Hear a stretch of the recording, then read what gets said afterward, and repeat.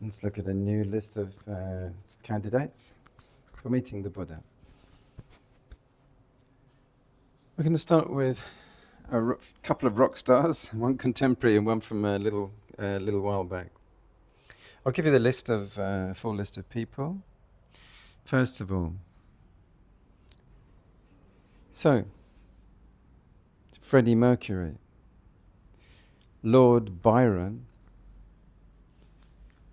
Tutankhamun, Jane Austen, Thor Heyerdahl, Mother Teresa, Stanislav Suwalski, Ram Dass, Billy Bragg, Tom Clancy, Bryan Adams, Margaret Mead, Mingun Sayadaw, Master Cheng Yen, Sir James George Fraser. Let's take a look through these contrasting people. Freddie Mercury versus the Buddha. The spotlight versus simplicity. Contrast in expression. Freddie Mercury was flamboyant and larger-than-life performer who electrified crowds with his voice and his stage presence. His world was about celebration and unapologetic self-expression. The Buddha, in contrast, left behind all forms of spectacle to seek truth in quietude, away from admiration. Quirk and colour, Mercury's "I am just a musical prostitute," my dear, showcased his ego-driven persona, sharp-wit and fully immersed in his identity as a star. The Buddha, having abandoned identity altogether, would have seen this as clinging to self, a cause of suffering. Legacy focus. Freddie left the world songs like Bohemian Rhapsody, which explored deep inner torment and somebody to love, voicing the yearning for connection. The Buddha also addressed suffering in loneliness, but offered liberation through the noble path, an alternative that Mercury never reached. Sutta twist. Had the Buddha encountered Freddie, he might have shared the parable of the water snake, Alagadupama Sutta, a teaching about misusing life's pleasures and tools, while grasping too tightly leads to harm. Freddie's life, though brilliant, was marred by excess, a cautionary tale of clinging to fame and desire. With this sharper, more focused block form, let's look at another person. Lord Byron was not actually very much dissimilar. Lord Byron versus the Buddha, the romantic rebel versus the renunciant. Contrast in worldview. Lord Byron embodied rebellion, passion, and indulgence. His life was a mad, bad, and dangerous pursuit of pleasure, fame, and intense relationships. The Buddha, by contrast, viewed such passions as torment, craving that binds people to endless suffering. Byron embraced the storm. The Buddha sought stillness. Quirk and drama. Byron left flamboyantly, dressing in Albanian costume, keeping exotic pets like a bear at university because dogs weren't allowed, and filling his poems with tortured love. The Buddha, too, was once a prince surrounded by opulence, but renounced his exotic palace for a life under a tree. The divergence couldn't be sharper. One revelled in adornment, the other stripped life to its essence. Specific moment. Byron famously wrote in Chowderhead's Pilgrimage, "I live not in myself, but I become portion of that around me." This disillusion into experiences contrasted starkly with the Buddha's teaching on non-identification.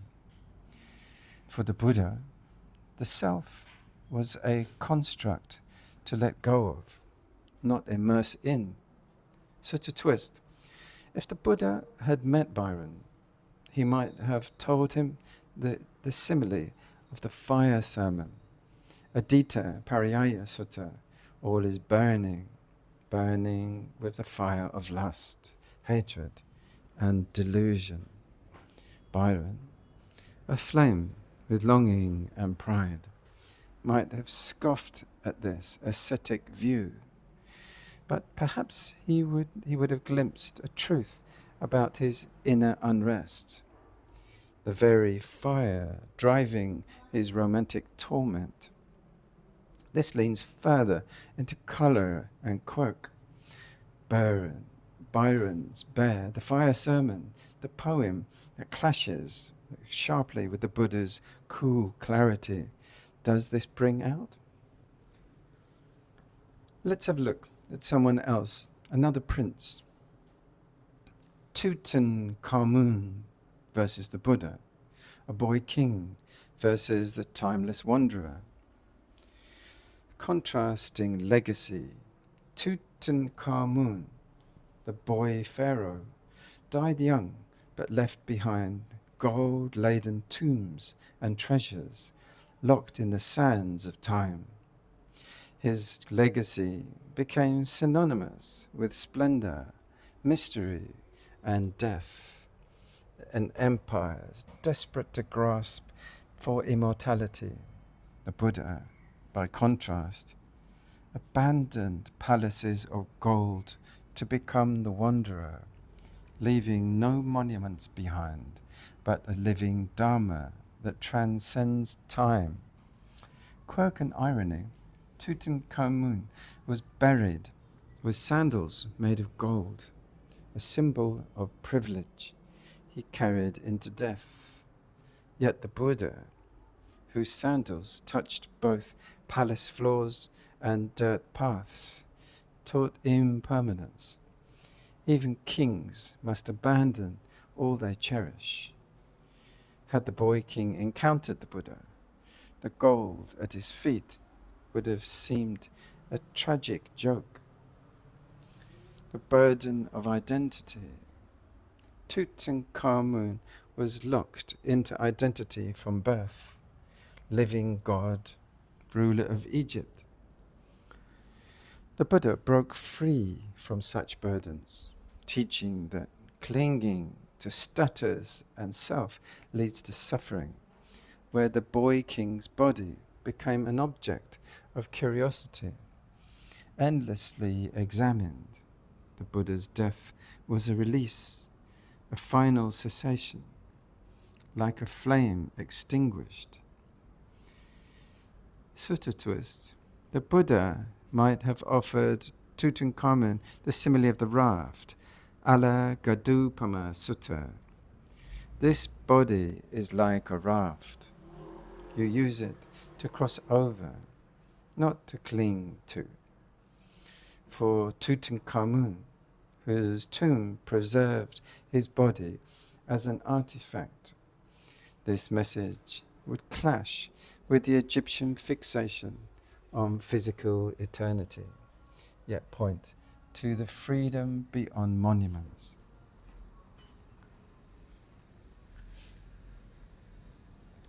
Let's move to a lady called Jane Austen. Jane Austen versus the Buddha. Social satire versus solitude. Contrast in focus. Jane Austen meticulously examined the little world of Regency England, marriage prospects, manners, and the tangled webs of human pride and prejudice.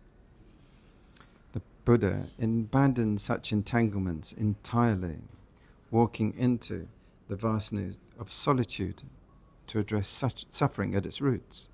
Austen's world is intimate and witty. The Buddha's perspective, universal and serene. Quirk and precision. Austen's sharp wit spared no vanity. She famously wrote, "The person, be it gentleman or lady, who has not pleasure in a good novel must be intolerably stupid." Her humour was a scalpel to pretension. The Buddha, too, cut through delusions, but his tools were silence and inquiry, not irony. Austen's scalpel might make you laugh. The Buddha's cuts make you see. Themes of attachment. In Sense and Sensibility, Marianne's romantic idealism leads her to heartbreak and eventual wisdom. The Buddha might have recognized this as a lesson and told her, craving. The deeper the clinging, the sharper the sting. Where Austen finds resolution within society's framework, the Buddha's answer lies beyond, letting go of the need for resolution altogether. A Sutta twist. Had Jane met the Buddha, she might have heard the Chula Vedalla Sutta, where craving is described as the root of suffering. Yet one can imagine her responding with her trademark wit. The truth universally acknowledged, no doubt, but how very inconvenient for Mr. Darcy and Elizabeth Bennet. This keeps Austen humour alive, but sharply contrasting her societal lens with the Buddha's transcendent one. Let's move on. Thor, Heyerdahl, an explorer, versus the Buddha, the adventurer versus the inner journeyer. Contrast in exploration.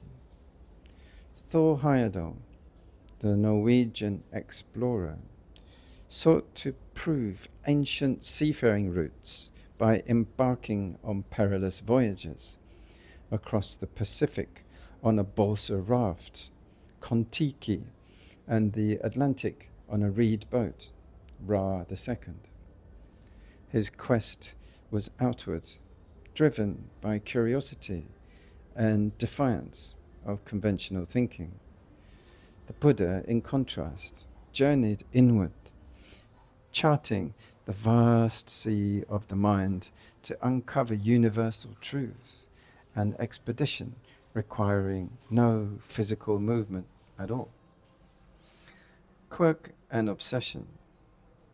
Heyerdahl's methods bordered on romantic madness, building rafts from ancient materials, letting himself drift with currents, trusting wind and waves. The Buddha also trusted natural forces, but of a different kind. As the ocean has one taste, the taste of salt, so does my teaching have one taste, the taste of freedom. Heyerdahl embraced the chaos of the seas. The Buddha found stillness in life's storm. Impermanence and legacy. Heyerdahl, their voyages reach ideas of human migration, but also highlighted impermanence. Rafts sank, journeys ended, and theories evolved. In contrast, the Buddha's teachings proved unsinkable, tested across centuries and continents. Both men left maps, Heyerdahls, drawn from waves, the Buddhas charting the way to liberation. Sutta twist, the Buddha might have shared the parable of the simile of the ocean, Udana 5.5. Just as the greater ocean deepens gradually, so does wisdom deepen with practice. Heyerdahl, ever seeking to cross the vast ocean's surface, might have paused to reflect on its depth, how one can arrive without ever leaving the shore. So, Thor Heyerdahl's adventurous spirit and contrast it with the Buddha's exploration.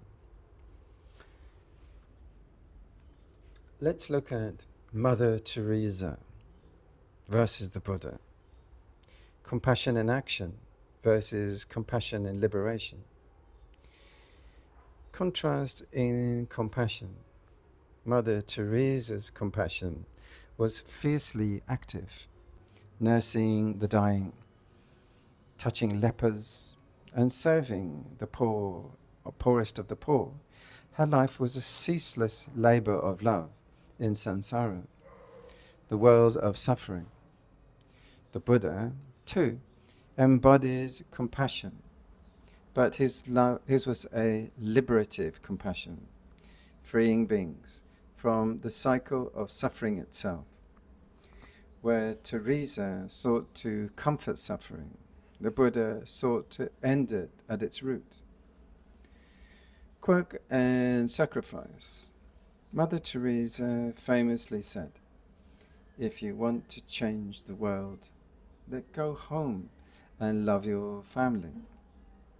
Her devotion to small, tangible acts of service gave her a saintly stature. The Buddha, by contrast, left his family behind to realize the greater good, not love expressed through closeness, but through detachment and wisdom. To the casual eye, his sacrifice may seem cold, but it arose from a boundless love for all beings. A tension of belief. Teresa's work was powered by faith, believing that suffering brought her closer to God, even as her personal journals revealed profound doubt. "I feel like God does not want me, that God is not God, and that he does not exist." The Buddha, having scrutinized every belief, arrived at liberation through direct insight. There is suffering, and there is an end to suffering. Teresa embraced the cross. The Buddha dropped it entirely. Sutta twist. Had the Buddha met Mother Teresa, he may have offered her the Karaniya Metta Sutta, a teaching on boundless loving kindness, radiating compassion for all beings without limit or condition. Yet he might gently have questioned, can the house of suffering ever be made comfortable? Teresa's work brought light to dark places, but the Buddha's torch sought to burn down the house itself. This version keeps Mother Teresa's version vivid, while contrasting her kind of action, compassion in the trenches with the Buddha's inner liberation focused inside. Her struggles, her faith, and her sharp teachings, distinct from the Buddha's. There's layers there, but contrast as well. Let's go to Stanislav Sukalski, difficult to pronounce. Ego versus ego dissolved, contrasting creation. Stanislav Sukalski, the Polish sculptor and self-proclaimed genius, lived to create and elevate himself.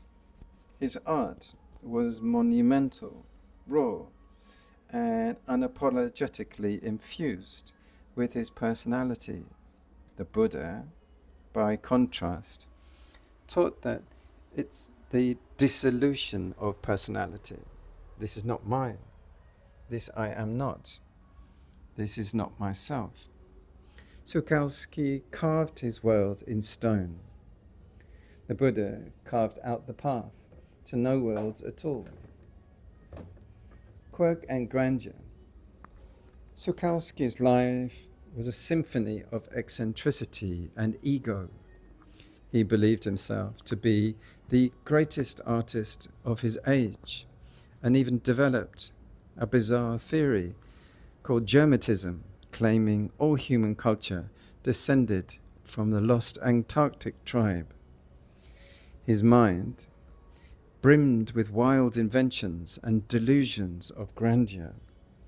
The Buddha might have recognized this as mana, conceit, mana, a force so strong it binds even brilliant minds to suffering. Obsession versus freedom. Sukalski obsessed over a legacy. His work meant to outlive him, but impermanence struck. His sculptures were scattered, forgotten, and rediscovered only decades later. The Buddha, in contrast, left no statues of himself, only a living teaching. For the Buddha, it was not stone or name that endured, but release. He who has abandoned craving has no need of monuments. Sutta twist. Meeting Sukalski, the Buddha might have spoken of the simile of the snake, a la Gadupama Sutta, one who clings to a doctrine, even a wrong one, is like a man grasping a snake incorrectly. It will turn back to bite him. Sukalski's genius was undeniable, but his clinging to ideas, to identity, left him prey to the very ego he worshipped. The Buddha, master of letting go, would have offered the sculptor the tools to uncarve himself.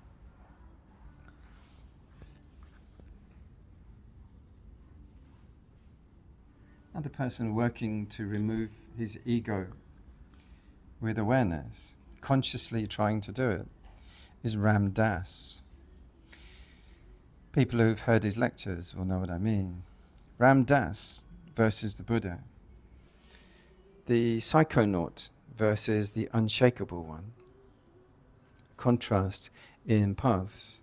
Ram Dass, born Richard Holpert, travelled through LSD trips, psychological experiments, and guru devotion to define spiritual meaning. He called psychedelics a door, but not the house, a path riddled with highs, lows, and ego confrontations. The Buddha walked a radically sober path, the middle way, eschewing extremes entirely. His house was built on equanimity, unshaken by pleasure or pain, like a rock that stands firm in the wind. Quirk and experimentation. Ram Dass's life was one of reinvention. Harvard professor turned psychedelic explorer turned spiritual seeker in India. His book, Be Here Now, became a manual for the 1970s counterculture with its vibrant, scattered pages littering the chaos and wonder of his journey. The Buddha, by contrast, distilled his teaching into focused precision. There is suffering. There is an end to suffering, where Ram Dass exclaimed, "We're all just walking each other home." The Buddha showed the direct way home. Attachment to letting go. Ram Dass often spoke surfing the waves of love and loss, particularly during his later years after a stroke. His loving embrace of life's imperfections contrasts with the Buddha's radical letting go. While Ram Dass learned to love the waves, the Buddha taught how to step off the shore entirely. There is no wave. There is no sea. There is only freedom. Sutta twist. Had the Buddha met Ram Dass, he might have shared this Satipatthana Sutta, the four foundations of mindfulness, offering tools for seeing reality clearly without distortion. Ram Dass, ever the student of experience, might have admired this doorless house, yet confessed, "Sometimes it is hard to stay here when the now is so intense." This one leans into Ram Dass's colourful journey and contrast. In contrast with the Buddha's serene, unshakable freedom. Death keeps... That's a good contrast. The next person, Billy Bragg, the political troubadour versus the silent revolutionary. There's a contrast in rebellion. Billy Bragg, the English singer, songwriter, he wails his guitar like a weapon wields, voicing working class struggles, socialism and justice. His rebellion is loud, lyrical, and rooted in changing the world through song. The Buddha, too, was a revolutionary, but his uprising was silent, inward, and subtle. The one who conquers himself is greater, he who conquers 1,000 men in battle. Bragg sings of political systems. The Buddha dismantled the inner tyranny of greed, hatred, and delusion. Quirk and grit. Bragg once joked, "I am not a pop star, I'm a one-man clash." His songs are like Between the Moors and There is Power in the Union, call for solidarity and action. The Buddha, in his quiet way, also taught solidarity, but on a universal scale. Community, Sangha as a refuge, whereas the individual meets the collective, not through anger, but through compassion. Bragg's fire contrasts with the Buddha's cool light, idealism versus liberation. Bragg believes in progress through persistence, fighting for ideals even in the face of failure. The Buddha, while compassionate after worldly suffering, saw all systems, even the best intentioned ones, as impermanent. Nothing is worth clinging to as mine. Where Bragg leans into life's struggles, the Buddha taught how to end struggle altogether. Sutta twist. Had the Buddha met Billy Bragg, he might have recited the Kalama Sutta, where blind faith is discarded in favor of clear, tested truths. Do not go by hearsay or tradition. See for yourself. Bragg, a man of questions and skepticism, would likely have nodded and strummed his guitar, humming a new song, one that asks, what happens when there is nothing left to fight? This version keeps his Bragg's earthy rebellion alive while holding an intention with the Buddha's subtler revolution. Let's have a look at an American, Tom Clancy, versus the Buddha, the master of suspense versus the master of release. Contrast in focus. Tom Clancy was the architect of complex geopolitical thrillers, stories of conflict, spies, and global tension. His works, like The Hunt for Red October and Patriot Games, thrived on the thrill of control, secrets, and power. The Buddha, by contrast, unraveled all craving for control, teaching, let go of what you cling to, and you will find peace. While Clancy's world spins with suspense, the Buddha's teaching removes the need for suspense altogether. Quirk and precision. Clancy famously immersed himself in details, the list trajectories, submarines, schematics, and the fine art of espionage. His novels often felt like blueprints for war. The Buddha, too, had his precision, but it was directed inward. Instead of detailing the mechanics of submarines, he mapped the workings of the mind. This is the arising of suffering. This is its cessation. The Buddha's focus was clear: freedom, not victory. The illusion of safety.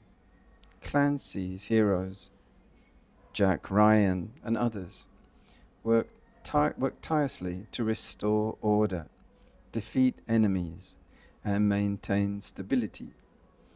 Yet the Buddha would call this a false refuge, like sand castles against the tide. All compounded things are impermanent, where Clancy's characters guard systems of power. The Buddha dismantles the need for systems altogether, pointing beyond security to liberation itself. The Sutta twist. Had the Buddha met Tom Clancy, he might have shared the Samyutta Nikaya's snake simile. Life is like holding a snake. Grasp it wrongly, and it will turn on you. Clancy's thrillers, built on the edge of disaster, highlight the truth the Buddha taught. Control is illusion. The real escape is not through mastering systems, but through letting go of the need to have them. Let's move to end now. Thank you very much for listening. Take care.